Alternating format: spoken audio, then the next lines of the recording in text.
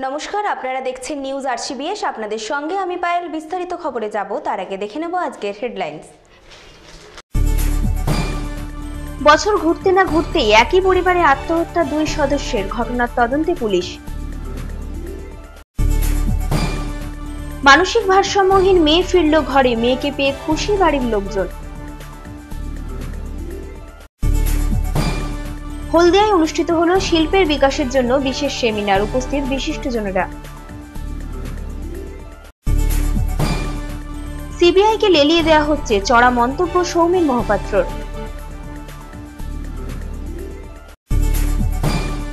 অনুষ্ঠিত হলো পথ দুর্ঘটনা সম্বন্ধে সচেতনতা শিবির, উপস্থিত ডিএসপি ট্রাফিক পুলিশ। মর্মান্তিক পথ দুর্ঘটনায় মৃত 4, আহত 1, শোকের ছায়া এলাকায়। জেলায় অনগ্রসর শ্রেণী কল্যাণ দপ্তরের বিধানসভা স্ট্যান্ডিং কমিটির 4 সদস্যের প্রতিনিধি দল, বিভিন্ন বিষয়ে বৈঠক প্রশাসনের সঙ্গে। লঞ্চে ওঠানামার জন্য নেই কোনো জেটি, যাত্রীদের চোখে মুখে রয়েছে আতঙ্কের ছায়া। অনুষ্ঠিত হলো মেয়েদের জন্য সেমিনার, ওয়ার্কশপ, উপস্থিত বিশিষ্টজনেরা। আসছে বিস্তারিত খবরে। বছর ঘুরতে না ঘুরতেই একই পরিবারের 2 সদস্যের আত্মহত্যা। পূর্ব মেদিনীপুরের ভগবানপুর থানার বাজকুলের ঘটনার তদন্ত করছে পুলিশ। বিয়ের 3 মাস পরেই আত্মহত্যা এক মহিলার। ভগবানপুর থানার বাজকুলের ঘটনা। ওই পরিবারেরই 1 বছর আগে আত্মহত্যা করে মৃতার ননদ। কেন একই পরিবারের 2 সদস্য বছর ঘুরতে না ঘুরতেই আত্মহত্যার পথ বেছে নিল, সেই নিয়ে কৌতূহল প্রকাশ করে পাড়ার বাসিন্দারা। কোন রকম মানসিক চাপ সহ্য করতে না পেরে মৃতার শাশুড়িও আত্মহত্যা করে বলে অনুমান প্রাথমিক তদন্তের পর।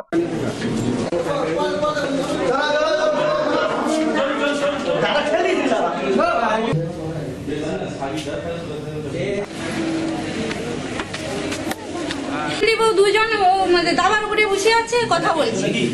আমার ছেলে আমাকে, আমি ছুটে হেঁটে ধান বৌমা তুমি ছুটে হেঁটে যাবে না, আমাকে দেরি হয়েছে, ওরা কি ধান ঝাড়া আমাকে দেরি হয়েছে, আমি ছুটে যাই। কটা নাগাদ দেখেছেন? 7টা। তারপরে এসে কি দেখলেন? তারপরে আমাকে বললো যে ওখানে বাড়িতে কেন ছুটে ছুটে যাচ্ছে, দেখো তো।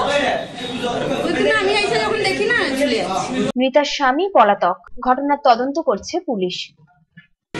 ব্যাপারটা হচ্ছে আমাদের সঙ্গে সেরকম একটা সম্পর্ক ভালো না, আমরা বাড়িতে আসিও না। তবে এই রাস্তায় যাতায়াতের পথে দেখি যেটুকু আর কি, যে কয়েকদিন আগে নাকি একটা বসাবসি হয়েছিল, সেটা আমরা লোকের মারফত শুনেছি। তারপরে কি হয়েছে না হয়েছে জানি। গ্রামে বসাবসি হয়েছিল? গ্রামে কি ওই পাড়া মানে তাই বাড়িতেই আর কি। হ্যাঁ, কি নিয়ে ওটা? কি নিয়ে ওই বৌমাকে নিয়ে একটা হয়েছিল বলে শুনেছি। তো আমি নিজেও আসি না, রাস্তায় গেছি, লোকজন অনেক আছে, এরকম এটা শুনেছি। সমীর মাইতির রিপোর্ট, নিউজ আরসিবিএস। হোমে থাকা মানসিক ভারসাম্যহীন মেয়ে সুস্থ হয়ে ফিরে পেল তার পরিবারকে। 9 বছর আগে হারিয়ে যাওয়া মেয়েকে পেয়ে খুশি পরিবারের লোকজনেরা। বছর 9 আগে পশ্চিম মেদিনীপুর থেকে উদ্ধার করা হয়েছিল এক নাবালিকাকে। মুখে কোনো তার কথা ছিল না। উপায় না দেখে কোতোয়ালি থানার পুলিশ তাকে পৌঁছে দেয় নিমতৌড়ির একটি হোমে থাকা মানসিক ভারসাম্যহীন মেয়ে সুস্থ হয়ে ফিরে পেল তার পরিবারকে। পূর্ব মেদিনীপুরের নিমতৌড়ি তমলুক উন্নয়ন সমিতি স্নেহনীরে থাকতো মানসিক ভারসাম্যহীন বছর 23-এর ময়না। কিছুদিন আগে স্মৃতি ফিরে পেয়ে বাড়ির ঠিকানা সহ সবকিছু সঠিকভাবে বলতে পেরেছে সে। সমিতির কর্তৃপক্ষ বাড়ির লোকজনকে খবর দিলে বৃহস্পতিবার ময়নাকে নিতে আসে তার মা লক্ষ্মী সিং ও দিদি মামুনি ঘোষ। মা দিদিকে পেয়ে জড়িয়ে ধরে ময়না কাছের লোককে ফিরে পাওয়ার আনন্দে।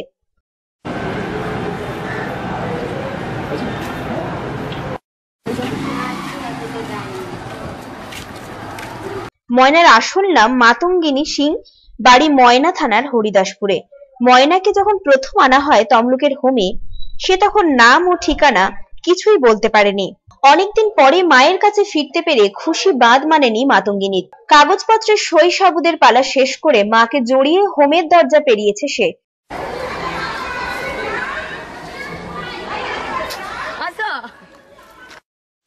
এত বছর রাখছে আমাদের কত হয়েছে। পেছনে বারান্দায় দাঁড়িয়ে চোখের জলে বুক ভাসিয়েছে তার এতদিনের বান্ধবীরা।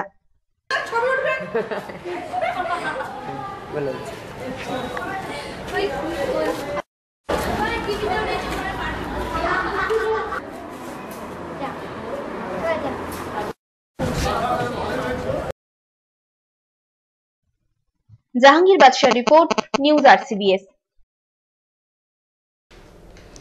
শিল্প শহর হলদিয়ায় শিল্পের বিকাশের ক্ষেত্রে কি সমস্যা রয়েছে অথবা আগামী দিনে শিল্পের বিকাশ ঘটতে পারে কিভাবে, সেই সব বিষয় নিয়ে হলদিয়ায় একটি বিশেষ সেমিনারের আয়োজন করা হয়।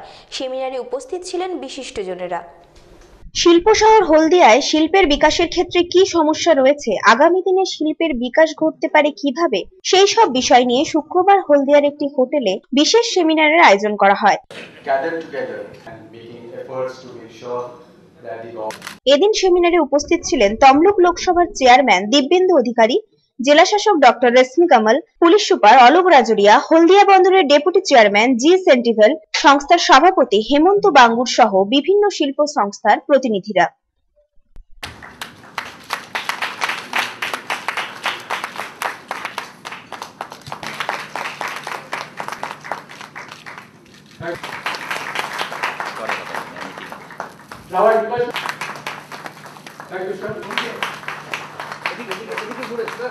আজকে এটা খুব খুশির বিষয়। আজকে মার্চেন্ট চেম্বার অফ কমার্স এখানে ডিস্ট্রিক্টে নেমে একটা ভালো একটা সেমিনার অর্গানাইজ করেছে, যেখানে আমাদের পলিটিক্যাল রিপ্রেজেন্টেটিভ থেকে নিয়ে অ্যাডমিনিস্ট্রেটিভ আমাদের উইংস যে আছে, পুলিশ রিপ্রেজেন্টেটিভ এবং ইন্ডাস্ট্রিয়াল রিপ্রেজেন্টেটিভ সবাই এখানে পার্টিসিপেট করেছে। This is just to boost the development that is already taking place in Haldia. এখানে অনেক নতুন ইন্ডাস্ট্রিজ আসছেন এবং যে অলরেডি ইন্ডাস্ট্রিজ আছে তারা এক্সপ্যান্ড করছেন। ওদের কি ফ্যাসিলিটিস ওরা পাবে একটা SEZ হিসাবে, অথবা যে সিঙ্গল উইন্ডো সিস্টেম যে গভর্নমেন্ট করে দিয়েছে ওর থেকে কি ফ্যাসিলিটিস পাবে, কি সাবসিডি পাবে এবং কি ট্যাক্স ওয়েভার এসব পাবে, এটা নিয়ে একটা আলোচনা সভা ছিল। অনেক ইন্ডাস্ট্রিজ পার্টিসিপেট করেছে আর আমরা স্টেট গভর্নমেন্ট থেকে অনুরোধ করেছি কি যাতে আর ইন্ডাস্ট্রিজ এখানে আসে, এখানে কি সুবিধা পাওয়া যাবে সেটা একটু জেনে বুঝে সবাই আসুক এবং আমাদের হলদিয়া যে ইন্ডাস্ট্রিয়াল রিজন যে অলরেডি গ্রো করছে ওটা গ্রোথকে আর এক্সপ্যান্ড করুক। এখানে ল্যান্ড অ্যাভেলেবল আছে, এখানে অনেক ইনফ্রাস্ট্রাকচার যেমন transport, roads, health facilities, telecommunications, power, এইসব যেহেতু আছে। হলদিয়া ডক কমপ্লেক্স একটা প্রক্সিমিটি একটা যে আমাদের খুব ভালো একটা ইনস্টিটিউশন আছে যার জন্য হলদিয়া ডেভেলপ করেছে, that is also working full time. So এটাই জাস্ট আমাদের অনুরোধ ছিল সব ইন্ডাস্ট্রিজকে নিয়ে যারা আছেন ওরা এক্সপ্যানশন করতে পারে এবং নতুন ইন্ডাস্ট্রিজকে ওরাই মোটিভেট করে, যেহেতু chamber of commerce gathered together and making efforts to make Shrimati Kanta Basu, তিনি হচ্ছেন চেয়ারপারসন। আমাদের রাজ্যের যে মাননীয় মুখ্যমন্ত্রী তার উদ্যোগে এ ধরনের শিল্প সম্মেলনের মাধ্যমে যে বার্তা তিনি মানুষের কাছে পৌঁছে দিচ্ছেন, শিল্পোদ্যোগীদের কাছে পৌঁছে দিচ্ছেন যে আমাদের সরকার বিনিয়োগ করার ক্ষেত্রে শিল্পপতিদের এখানে আসার জন্য আমরা সিঙ্গেল উইন্ডো সিস্টেম, যেটা আমরা বারবার উনি বলেছেন, এর আগেও বেঙ্গল গ্লোবাল সামিটে উনি বলেছেন, বা আমাদের সরকার যেটা ভাবছে, নিশ্চিতভাবে আগামী দিনে আমরা আশাবাদী এটা একটা যুগান্তকারী দিক সৃষ্টি হবে। আগামী দিনে নিশ্চয়ই একটা ভালো জায়গায় গিয়ে পৌঁছবো। হলদিয়ার পরিবেশ, বিশেষ করে আমরা যেটা বলি যে আমাদের সরকার আসার পরে হলদিয়াতে একদিনের জন্য কর্মদিবস নষ্ট হয়নি, শ্রম দিবস নষ্ট হয়নি। স্বাভাবিক কারণে মানুষ সেটা বুঝতে পারছেন, তাই জন্য মানুষকে এগিয়ে আসার জন্য এ ধরনের উদ্যোগ। রঞ্জন মাইতি ও জাহাঙ্গীর বাদশাহ রিপোর্ট, নিউজ RCBS। সিবিআইকে লেলিয়ে দেওয়া হচ্ছে মন্তব্য জলসম্পদ উন্নয়ন মন্ত্রী সৌমেন মহাপাত্রর। তমলুকের ধারিন্দাতে বেসরকারি ওষুধ ব্যবসার একটি সভায় এসে এমনই মন্তব্য করেন তিনি। সিবিআইকে লেলিয়ে দেওয়া হচ্ছে মন্তব্য জলসম্পদ উন্নয়ন মন্ত্রী সৌমেন মহাপাত্রর। বেসরকারি একটি ওষুধ ব্যবসায়ীর একটি সভায় তিনি আসেন।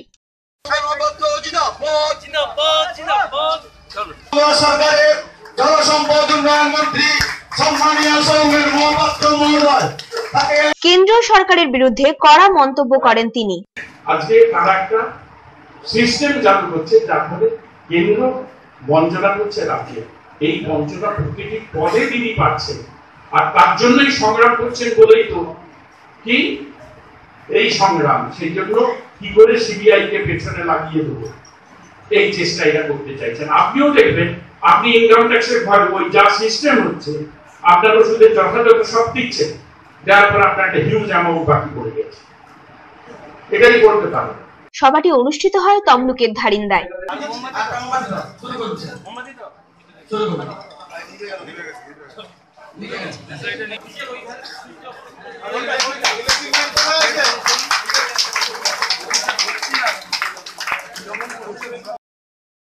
সেলিম আহমেদের রিপোর্ট, নিউজ RCBS।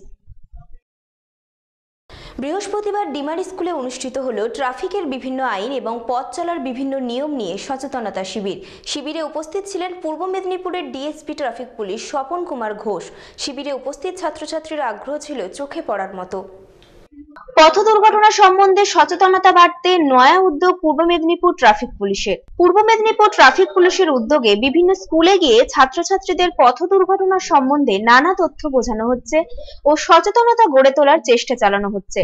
বৃহস্পতিবার এমনই একটি সচেতনতা শিবির অনুষ্ঠিত হলো ডিমারি স্কুলে। উপস্থিত ছিলেন পূর্ব মেদিনীপুরের DSP traffic police Swapan Kumar Ghosh. প্রায় ঘণ্টাখানেক ধরে চলে এই শিবির। ট্রাফিকের বিভিন্ন আইন এবং পথ চলা সম্বন্ধে নানা নিয়ম বোঝানো হয় ছাত্রছাত্রীদের।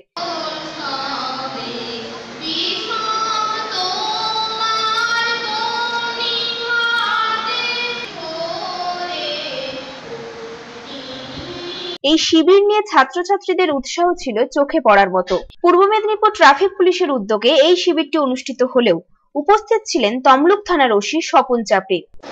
মাথাটা নেই, হয়ে গেছে, মানে মস্ত দিন একটা বডি শুধু ওখানে পড়ে আছে আর হিলু রক্ত এদিক ওদিক ছড়িয়ে ছিটিয়ে আছে। এই হচ্ছে ডিফারেন্স।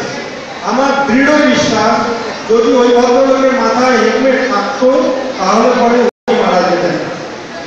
ওনার কাছে কি হেলমেট ছিল আমি বুঝতে পারছি না, উনি হয়তো কোনো কারণে হেলমেটটি তখন পরেনি, এটাও খুব ভুল। অনেকে আছে হেলমেট বাইকে ঝুলিয়ে রাখে, এতে কোনো লাভ নেই। পুলিশকে ফাঁকি দিয়ে কি লাভ? পুলিশকে বলবে যে আমার হেলমেট আছে, কোনো লাভ নেই। পুলিশ কি চাইছে, আমরা কি চাইছি যে না তুমি হেলমেটটি পরো, তোমার বাবাকে তোমার দাদাকে তিনি গাড়ি চালাচ্ছেন তাকে তুমি হেলমেটটি পরতে বাধ্য করো। সেলিম আহমেদের রিপোর্ট, নিউজ RCBS। এক মর্মান্তিক পথ দুর্ঘটনায় মৃত 4, আহত 1। ঘটনাটি ঘটেছে খড়গপুর সংলগ্ন পড়াডিহাতে ঘটে। আহত একজনকে মেদিনীপুর মেডিকেল হাসপাতালে ভর্তি করা হয়েছে। এক মর্মান্তিক পথ দুর্ঘটনায় মৃত 4, আহত আরো 1। ঘটনাটি ঘটেছে খড়গপুর সংলগ্ন পড়াডিহাতে। পশ্চিম মেদিনীপুর জেলার খড়গপুর সংলগ্ন পড়াডিহাতে শুক্রবার ভোর রাত 2টো নাগাদ রাস্তার উপরে দাঁড়িয়ে থাকা লরির পেছনে প্রথমে ধাক্কা মারে একটি পিকআপ ভ্যান, তার পেছনে ধাক্কা মারে আরেকটি মারুতি। পুলিশ সূত্রে খবর, লরিটির চাকা হঠাৎ ফেটে যাওয়ায় লরিটি দাঁড়িয়ে পড়ে এবং তারপরেই ঘটে এই দুর্ঘটনা।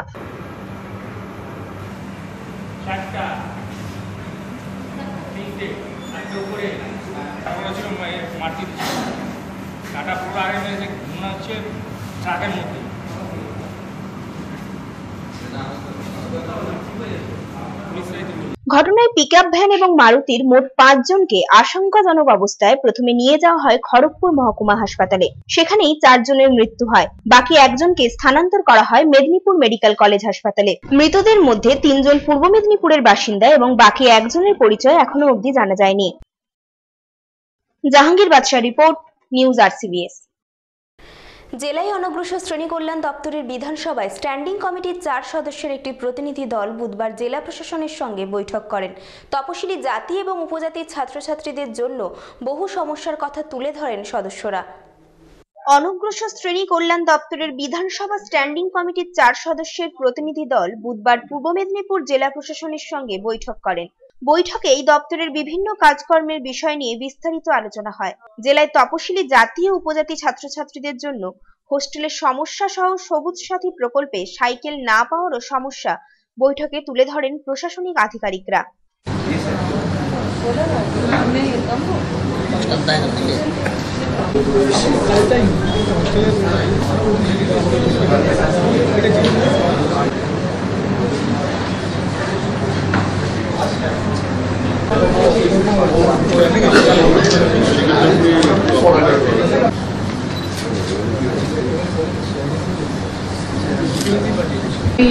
আমরা এটাকে ফ্যাসিলিটেট করছি আজকে। তো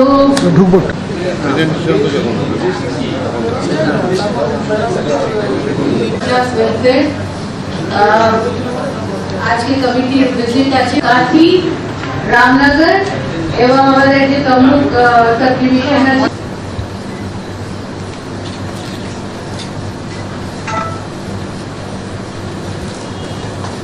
তপশিলি জাতি ও উপজাতি মানুষের জন্য তৈরি বিশেষ আইনের বিষয়ে সচেতনতা বাড়ানোর জন্য জেলা প্রশাসনকে পরামর্শ দিয়েছেন স্ট্যান্ডিং কমিটির সদস্যরা। প্রশাসন সূত্রে জানা গিয়েছে, বুধবার দুপুরে স্ট্যান্ডিং কমিটির চেয়ারম্যান হিতেন বর্মনের নেতৃত্বে 4 সদস্যের একটি প্রতিনিধি দল জেলা শাসকের অফিসে পৌঁছন। এছাড়া দপ্তরের 4 আধিকারিক স্ট্যান্ডিং কমিটির সঙ্গে জেলায় এসেছিলেন। সেগুলো মূলত স্ট্যান্ডিং কমিটিতে আমরা আলোচনা করে ডিপার্টমেন্টে আমরা সুপারিশ করি এবং একটা পুস্তিকা বের হয়। স্বাভাবিক কারণে যে সমস্যাগুলি আছে সেই সমস্যাগুলি আমরা দপ্তরের হায়ার অথরিটির কাছে সেই সুপারিশগুলি পাঠাই এবং নিশ্চয়ই যে সমস্ত সমস্যা আছে সেই সমস্যাগুলি সমাধান করার জন্য ডিএম ম্যাডাম এখানে আছেন বা অন্যান্যরা আছেন, তারাও চেষ্টা করছে। রঞ্জন মাইতির রিপোর্ট, নিউজ আরসিবিএস। হুগলিতে জেটি ভেঙে যাত্রী মৃত্যু ঘটনার পর গেউখালী নূরপুরের যাত্রীদের মধ্যে রয়েছে আতঙ্কের ছায়া। গেউখালী নূরপুর ফেরি সার্ভিস দিয়ে যাত্রীদের লঞ্চে ওঠানামার জন্য নেই কোনো জেটি। দীর্ঘদিন ধরে প্রশাসনের নজরে আনা হলেও প্রশাসন নিরুত্তর। হুগলিতে লঞ্চে যাত্রী পারাপার করার জন্য যে জেটি রয়েছে সেই জেটি ভেঙে জলে তলিয়ে গিয়ে যাত্রী মৃত্যু এবং নিখোঁজের ঘটনার পর জেলার বিভিন্ন ফেরিঘাটের যাত্রীদের চোখে মুখে রয়েছে আতঙ্কের ছবি। শিল্প শহর হলদিয়ার সাথে কলকাতার যোগাযোগের অন্যতম ফেরি সার্ভিস হলো গেউখালী নূরপুর ফেরি সার্ভিস। সেই ফেরি সার্ভিস দিয়ে প্রতিনিয়ত হাজার হাজার যাত্রী যাতায়াত করে থাকে, কিন্তু যাত্রীদের লঞ্চে ওঠানামার জন্য নেই কোনো জেটি।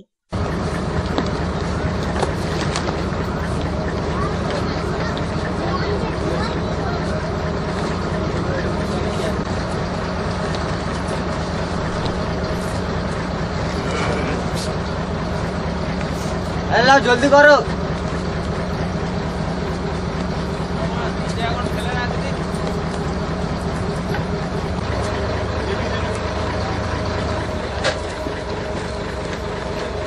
আমি লঞ্চ ঘাটে বসে আছি, ঠিক আছে?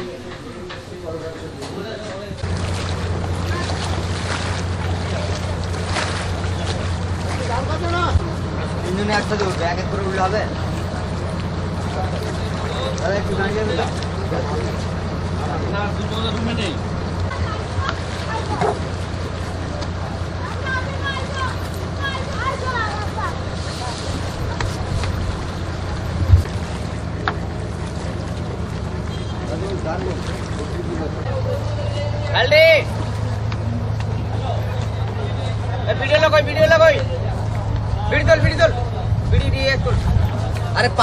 প্রতিনিয়ত জীবনের ঝুঁকি নিয়ে পারাপার করে যাত্রীরা। দীর্ঘদিন ধরে প্রশাসনের নজরে আনা হলেও কোনো সুরাহা মেলেনি। যেটি না থাকার কারণে ভগ্ন জেটিঘাট দিয়েই কাঠের পাটাতন দিয়ে শিশু থেকে বৃদ্ধ সকলকে জীবনের ঝুঁকি নিয়ে যাতায়াত করতে হচ্ছে। এমনকি অনেক সময় পড়ে গিয়েও দুর্ঘটনায় আহত হয়েছেন অনেক যাত্রী। শত কষ্টের মধ্যেও যাত্রীদের কম সময়ের জন্য ফেরি সার্ভিস দিয়ে যাতায়াত করে বহু যাত্রী। আমি রেগুলার যাতায়াত করি এখান থেকে। এখানে ব্রিজ হওয়া দরকার একটা। আমি দেখি যেটা মনে করি যে এই যে যখন ভাটা হয়ে যায় তখন ওই এত নিচে নেমে গিয়ে খাড়াই হয়ে ওঠা বা নামা যে কোনো প্যাসেঞ্জারের পক্ষে একটা যে কোনো সময় বিপদ ঘটতে পারে। তা আমরা দেখি প্রত্যেক দিন যাতায়াত করি, প্রত্যেক দিনই আমাদের এই নিয়ে গসিপ হয় যে এটা হওয়া দরকার। সরকার আসছে যাচ্ছে কিন্তু কোনো কিছু মানে এর পরিবর্তন হচ্ছে না, যে এখানে একটা ব্রিজ হওয়া দরকার, এই নিডসটা কেউ বুঝছে না। আর এই দুর্ঘটনা তো ঘটতেই থাকবে। এরকম আজকের এখানে হচ্ছে, কালকের ওখানে হবে, কালকে অন্য জায়গায় হবে। যত যাত্রীরা এখানে পারাপার করে প্রত্যেকেরই কমপ্লেন আছে, কিন্তু কেউ এটা নিয়ে ভাবছে না। মানে রাজনৈতিক দলের নেতারাও ভাবছে না, যারা সমাজসেবী তারাও ভাবছে না, আর আমরা তো বলেই ছাড়া। রঞ্জন মাইতির রিপোর্ট, নিউজ আরসিবিএস। মেয়েদের বৃত্তিমূলক প্রশিক্ষণে ব্রতী করা এবং তথ্য প্রযুক্তি সেক্টরে কেরিয়ার গড়ার জন্য বৃহস্পতিবার একটি সেমিনার এবং ওয়ার্কশপ অনুষ্ঠিত হয়। অনুষ্ঠানে উপস্থিত বিশিষ্টজনেরা। মেয়েদের উন্নতি ঘটাতে তথ্য প্রযুক্তিতে মেয়েদের আগ্রহ বাড়িয়ে তাদের বৃত্তিমূলক প্রশিক্ষণে ব্রতী করা ও তথ্য প্রযুক্তি সেক্টরে কেরিয়ার গড়ার জন্য তাদের উৎসাহিত করার জন্য 27 April international girls information and communication technology ডেতে কন্যাশ্রী কলেজ পড়ুয়া আগ্রহী মেয়েদের নিয়ে একটি সেমিনার ও ওয়ার্কশপ অনুষ্ঠিত হয়। তথ্য এবং সংযোগ প্রযুক্তিতে পারদর্শী বিশারদরা সেমিনারে অংশগ্রহণ করে। আপনারা এটা টার্নিং পয়েন্ট হবে, যেখান থেকে আপনি ওয়ার্ল্ডকে এইটা পৃথিবীকে অন্য দিক থেকে আপনারা দেখতে পারেন। আমি এটা জানি কি আমাদের পূর্ব মেদিনীপুর শিক্ষার দিকে খুব এগিয়ে আছে। আমাদের মাধ্যমিক, উচ্চ মাধ্যমিক এইসব যে আছে আমাদের রেজাল্ট খুব ভালো হয় এবং রাজ্যের প্রথম দ্বিতীয় স্থানে আমরা সবসময় থাকি। তবে এটা রেজাল্ট একটা কি বলে রুটিন রেজাল্ট আছে, পাবলিক এক্সাম নিশ্চয়ই আছে, বাট পাবলিকের যে এক্সপোজার হয় সেটা এক্সপোজার খুব আমরা এটা জেলায় পাই না। কম্পিউটার দিকে যে আছে আমাদের এটা যে ওয়াইড আমাদের স্কেল মতো নলেজ সেটা আমরা খুব এক্সপোজার পাই না। তার জন্য এটা আজকে কর্মশালা অর্গানাইজেশন প্রতিফলন আমরা দেখতে পাচ্ছি যে পোস্ট কন্যাশ্রী যে গার্লস আছে তাদেরকে আজকে আমরা দেখেছি। আমরা শুধু আজকের নেই, আপনাদের জন্য আমরা অনেক কাজ করতে চাইছি কন্যাশ্রী গার্লস জন্য। আমরা একবার এক সময় ভাবনা চিন্তা করেছিলাম কি হলদিয়াতে যদি। জাহাঙ্গীর বাদশাহ রিপোর্ট, নিউজ আরসিবিএস। কৃষি সংক্রান্ত সমস্ত খবর দেখতে চোখ রাখুন কৃষি কথায়।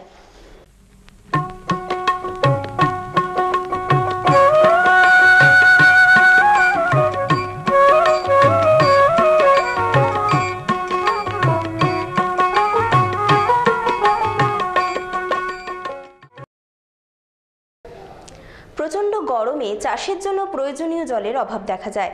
এক্ষেত্রে চাষের ক্ষেতে সাধারণত ড্রিপ ইরিগেশন পদ্ধতির ব্যবহার করা হয়, কিন্তু ইদানিং হাঁড়ি সেচ নামক একটি সেচ পদ্ধতির ব্যবহার করে খুব কম খরচে গাছে জল দেওয়া সম্ভব হচ্ছে। প্রচণ্ড গরমে জল অপ্রতুল, পানীয় জলের সাথে সাথে চাষের জন্য প্রয়োজনীয় জলেরও অভাব দেখা দেয়।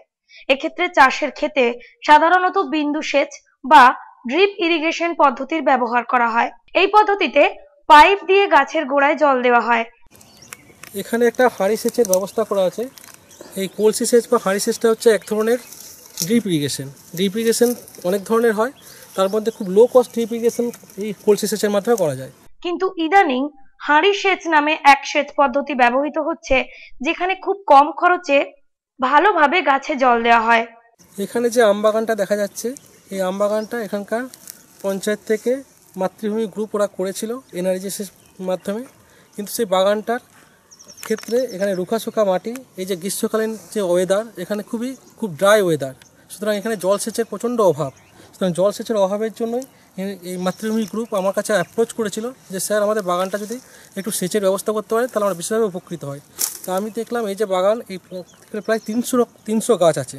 এই 300 গাছকে বাঁচাতে গেলে এখানে কোনো জলের সোর্স নেই, যে নর্মাল যে আমার ড্রিপ ইরিগেশন পাইপের মাধ্যমে করা হয় সেই ড্রিপ ইরিগেশন পাইপের মাধ্যমে করানোর মতো সেরকম কোনো উপায় নেই। সেই কারণে আমি ভাবলাম যে যদি লো কস্ট ড্রিপ ইরিগেশন কলসি সেচের মাধ্যমে করতে পারি, প্রত্যেকটা গাছের গোড়ায় যদি আমি একটা করে কলসি দিতে পারি এবং সেই কলসির নিচে যদি একটা করে ফুটো করে রাখতে পারি, সেই ফুটোর মাধ্যমে ফোটা করে জল পড়বে, যাতে প্রত্যেকটা গাছের গোড়াটা ময়েস্ট থাকে এবং গাছটা গ্রীষ্মকালে সুন্দরভাবে জলসেচের ব্যবস্থা করা। এখানে হাঁড়িতে একটি ছোট্ট ফুটো করে জল ভর্তি করে গাছের গোড়ায় রাখা হয়। এর ফলে ধীরে ধীরে জল পায় সেই গাছ। আমরা এসেছি একটা সালানপুর ব্লকের আল্লাটি গ্রাম পঞ্চায়েতের রামচন্দ্রপুর গ্রামের এই যে অর্চারটা দেখতে পাচ্ছেন, এখানে বিভিন্ন আমের চারা লাগানো আছে। এই আমের চারাটা এখানে মাতৃভূমি একটা সেলফ হেল্প গ্রুপ আছে, ওরা এই গ্রামের বাগানটা তৈরি করেছিল। কিন্তু ওদের জলসেচের ব্যাপারে বা আম গাছগুলোকে বাঁচিয়ে রাখার ক্ষেত্রে এই ভরা গ্রীষ্মতে খুবই একটা চিন্তাদায়ক ব্যাপার ছিল। সেই কারণে ওনারা আমার কাছে অ্যাপ্রোচ করেন যে স্যার যদি গাছগুলোকে বাঁচাতে পারেন কোনোরকমভাবে জলসেচের ব্যবস্থা করে, তাহলে আমরা বিশেষভাবে উপকৃত হবে। এই ভেবে আমি এই গাছগুলোকে বাঁচানো এসেছে। বিশেষ করে এখানে যেহেতু কোনো জলের সেরকম সোর্স নেই, শুধুমাত্র দুটো টিউবওয়েল করা আছে। এই টিউবওয়েল দেখে আমি যেমন যেহেতু জলের কোনো পাম্পেরও সোর্স নেই, সেই কারণে আমি এই হাঁড়ি সেচের ব্যবস্থা করি এখানে। এই হাঁড়িগুলোকে কোমরের কাছে বিশেষ পদ্ধতিতে তৈরি করানো হয়েছে, যেখানে ছোট্ট করে একটা করে নিচে ফুটো করানো আছে। এই পদ্ধতিতে খরচও অনেক কম। এই পদ্ধতি ব্যবহার করেই রুক্ষ অঞ্চলে যেখানে জলের সমস্যা রয়েছে সেখানেও বিভিন্ন ফল ও শস্য উৎপন্ন হচ্ছে। ওর নাম উজ্জ্বল কুমার মণ্ডল, আলনাড়ি গ্রাম পঞ্চায়েত উপপ্রধান। এই যে প্রকল্পটা করা হয়েছে কতটা বাস্তবায়িত হয়েছে, কতটা লাভজনক কি মনে করছেন? দেখুন, আমাদের এটা পুরো রুক্ষ জমি, আমাদের পুরো জঙ্গলে ভর্তি ছিল আর কি। তখন আমরা যখন এনআরজিএসে প্রোগ্রাম করি, এখন এনআরজিএস থেকে যেটা বলছে আর কি, যে একটা সম্পদ তৈরি করা। তো আমরা সম্পদ তৈরি করার লক্ষ্যে আমরা কী করলাম, এটাকে আমরা বিডিও সাহেবের কাছে প্রস্তাব দিলাম যে এখানে একটা বড় ভ্যাস ল্যান্ড আছে আমাদের, খাস জমি, এটাতে যদি একটা ফলের বাগান তৈরি করা যায় তাহলে আমাদের এই এলাকার লোকও উপকৃত হবে এবং জায়গাটা যেটা জঙ্গল হয়ে আছে সেটা একটা কাজে লাগবে আর কি জমিটা। তো এটা আমরা বিডিও সাহেব তখন কী করলো, ওনারা হর্টিকালচার ডিপার্টমেন্টকে সাথে নিল। হর্টিকালচার ডিপার্টমেন্ট আমার পুরো এরিয়া যতটা দেখছেন ওটা বেড়াটায় হর্টিকালচার থেকে দেওয়া হয়েছে। আমরা কি করলাম, এনআরজিএস থেকে লেবার দিলাম এবং তার সাথে সাথে ল্যান্ড ডেভেলপমেন্ট করলাম। এবং আমার সামনেই ডিবিসি মাইথন আছে, ওনারা সিএসআর ফান্ড থেকে গাছ চারা দিয়েছে। তো এই 3 জায়গা থেকে নিয়ে আমরা এই বাগানটা তৈরি করেছি। বাগানের গাছগুলো যখনই গ্রীষ্মকাল এসছে তখন আমরা এডিও সাহেবের কাছে গেছিলাম যে আমরা এই দুটো টিউবওয়েল থেকে জল দিচ্ছি, একদিন পরেই শুকিয়ে যাচ্ছে, তো এটা যদি আমাদের কিছু ব্যবস্থা করা হয়। তো এডিও সাহেব আমাদের এসে দেখে হাঁড়ি সেচের ব্যবস্থাটা করেছে। প্রসূন ব্যানার্জির রিপোর্ট, নিউজ আরসিবিএস। আজকের মতো নিউজ আরসিবিএস এই পর্যন্তই। দেখা হবে আগামীকাল ঠিক এই সময়ে। নমস্কার।